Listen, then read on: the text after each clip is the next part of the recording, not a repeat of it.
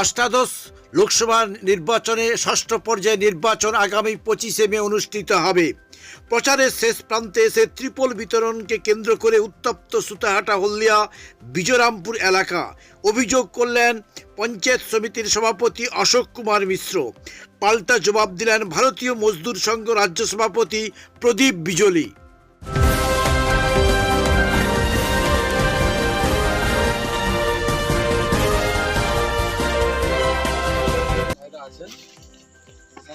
আছেন প্রশাসনকে ডেকে সমস্ত ত্রিপল তার বাড়ি থেকে বার করে ভিডিও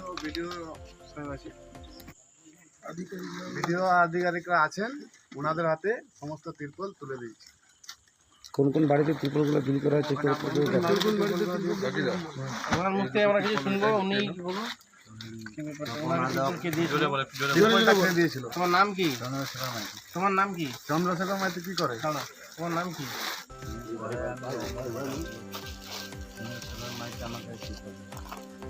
চন্দ্রশেখর মাইতি বিজয়রামপুরের বুথের বুথ সভাপতি। বিজেপি কোন পার্টি? বিজেপির বুথ সভাপতি। নিজে স্বীকার করেছেন 8-10টা বাড়িতে দিয়েছে। এখন ইনার বাড়িতে ছিল, ইনি নিয়ে এসে বাড়ি সার্চ করে পুলিশ আধিকারিককে ডেকে বাড়ি সার্চ করে 35টা ত্রিপল পাওয়া গেছে।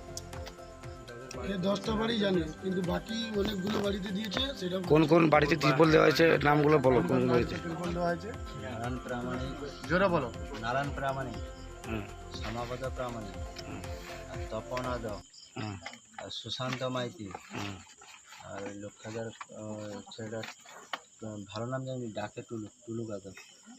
যার নাম মানস আদক। মানস কুমার আদক। আমি ভালো নাম জানি।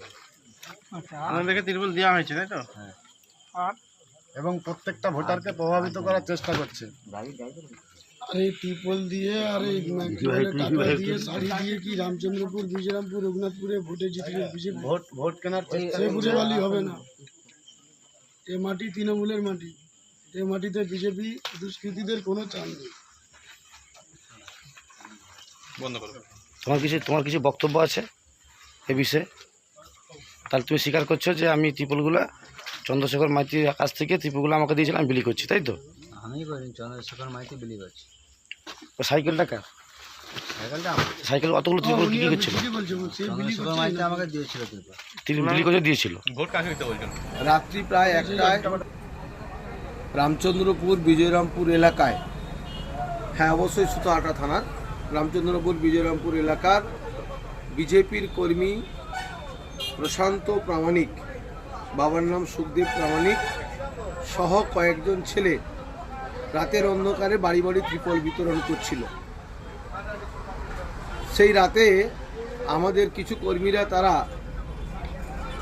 দেখতে পায় তাদেরকে, সঙ্গে সঙ্গেই তাদেরকে ধরার বা আটকানোর চেষ্টা করে। 4-5জন দৌড়ে পালায়, কিন্তু প্রশান্ত প্রামাণিক সেখানে ধরা পড়ে যায়। পরবর্তী সময়ে সে প্রশান্ত প্রামাণিককে আটকে পুলিশে খবর দেওয়ার পর পুলিশ আসে, প্রশান্ত প্রামাণিককে আটক করে এবং তাকে জিজ্ঞাসাবাদের মাধ্যমে জানতে পারে যে সেই বুথের সভাপতি চন্দ্রশেখর প্রামাণিক, তার বাড়ি থেকেই সমস্ত ত্রিপলগুলো দেওয়া হচ্ছিল। পুলিশ সেই রাতে চন্দ্রশেখরের বাড়ি সেখানে হানা দেয় এবং সেখান থেকে 35টা ত্রিপল উদ্ধার করে।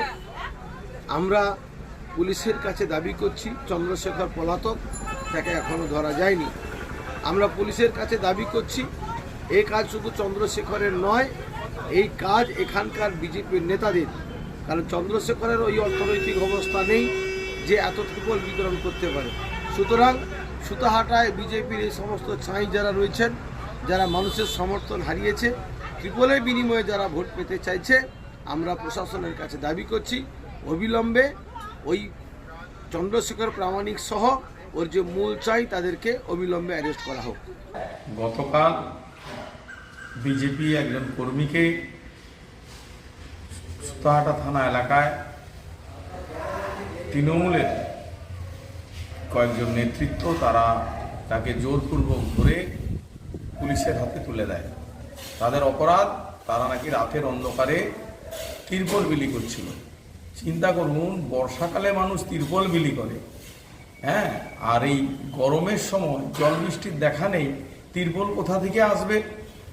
এগুলো এইভাবে বিভিন্নভাবে তৃণমূল চক্রান্ত করে বিজেপি কর্মীদেরকে বিভিন্নভাবে ফাঁসানোর চেষ্টা করছে, যাতে এই ভোটের সময় বিজেপি কর্মীরা, যারা সক্রিয় কর্মী আছে, তারা যাতে বিজেপির হয়ে খাটতে না পারে, বুথে বসতে না পারে।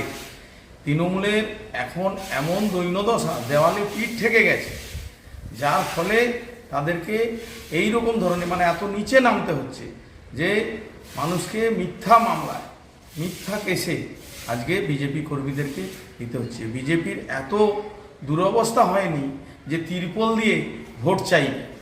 হ্যাঁ, এটা ওনাদের কারবার হতে পারে, কিন্তু বিজেপি এই সমস্ত কাজ করে না। নমস্কার।